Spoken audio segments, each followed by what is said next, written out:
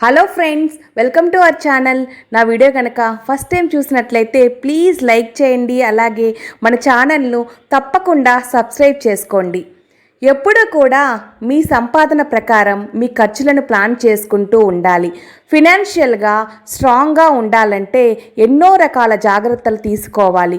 Budget విషయంలో ఎప్పుడైతే నిర్ణయాలు కరెక్ట్గా తీసుకుంటారో అప్పుడే ఎటువంటి ప్రాబ్లమ్స్ లేకుండా ఉండగలుగుతారు. ఎక్కువ శాతం మంది సరైన ప్లానింగ్ లేకపోవడం వలన నెలాఖరికి శాలరీ మొత్తం ఖర్చు అయిపోతుంది.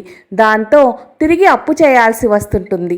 మరి ఎలాంటి జాగ్రత్తలు తీసుకుంటే మీ యొక్క ఫినాన్షియల్ స్టేటస్ బాగుంటుందని తెలుసుకోవాలనుకుంటున్నారా? అయితే ఎటువంటి ఆలస్యం చేయకుండా వీడియోని పూర్తిగా చూసేయండి. Life style. మీరు ఎప్పుడూ కూడా ఫ్యాన్సీ లైఫ్ స్టైల్ని మెయింటైన్ చేయాలని అనుకుంటే మీకు డబ్బులు ఖర్చు అవుతూనే ఉంటాయి. పైగా దానికి ఎలాంటి అదుపు ఉండదు. ముఖ్యంగా చాలామంది బ్రాండెడ్ ఐటమ్స్ కోసం చాలా ఖర్చు పెడతారు. వాటి వల్ల కేవలం స్టేటస్ పెరుగుతుంది, కానీ ఫినాన్షియల్ సమస్యలు ఎన్నో తలెత్తుతాయి. కానీ గుర్తుంచుకోండి, ఎప్పుడైనా లైఫ్ స్టైల్ కోసం ఖర్చు పెట్టడం మొదలు పెడితే దానికి ఎటువంటి ముగింపు ఉండదని ఫినాన్షియల్ అడ్వైజర్స్ చెబుతున్నారు. ఈ మధ్యకాలంలో ఇన్ఫ్లేషన్ వంటి మొదలగు కారణాల వల్ల ఖర్చులు పెరిగిపోతున్నాయి. దాంతో సేవింగ్స్ అనే కాన్సెప్ట్నే అందరూ మర్చిపోతున్నారు. కానీ సేవింగ్స్ చేయకపోతే భవిష్యత్తులో ఎన్నో సమస్యలను ఎదుర్కోవాల్సి ఉంటుంది. సడన్గా ఏదైనా సమస్య వస్తే దాన్ని సాల్వ్ చేసుకోవడానికి సేవింగ్స్ అనేవి అవసరమని గుర్తుంచుకోండి.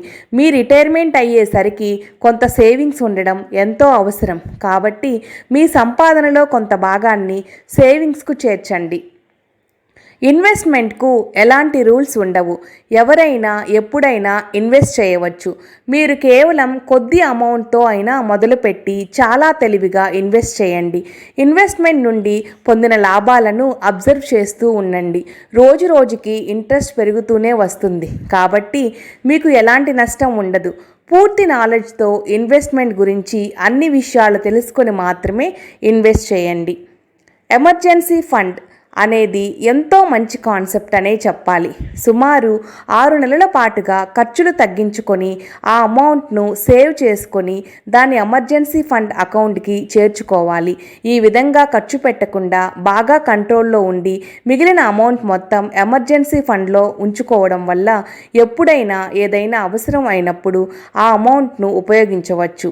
ఈ మధ్యకాలంలో చాలామంది దీన్ని పాటించడానికి ఇష్టపడుతున్నారు. ఎందుకంటే సేవింగ్స్ లేని సమయంలో ఈ ఎమర్జెన్సీ ఫండ్ అనేది ఎంతగానో ఉపయోగపడుతుందనే చెప్పవచ్చు. Credit cards. చాలా శాతం మంది క్రెడిట్ కార్డ్స్ ఎక్కువగా ఉపయోగిస్తుంటారు. అయితే క్రెడిట్ కార్డ్స్ ఉపయోగించడంతో పాటుగా బిల్ కట్టడం ఎంతో అవసరం. కాకపోతే సమయం లేకపోవడం వల్ల మరియు ఇతర కారణాల వలన ఆ క్రెడిట్ కార్డ్స్ బిల్ అనేవి సరైన సమయంలో చేసుకోలేకపోవడం వల్ల అవి ఎక్కువైపోతూ ఉంటాయి. కాబట్టి వీలైనంత త్వరగా తక్కువ అమౌంట్ ఉన్నప్పుడే క్లియర్ చేసేయాలి. ఎందుకంటే చివరికి ఎక్కువ అమౌంట్ అయిపోవడంతో క్రెడిట్ బిల్ పేమెంట్ చేయడానికి ఇబ్బంది అవుతుంది.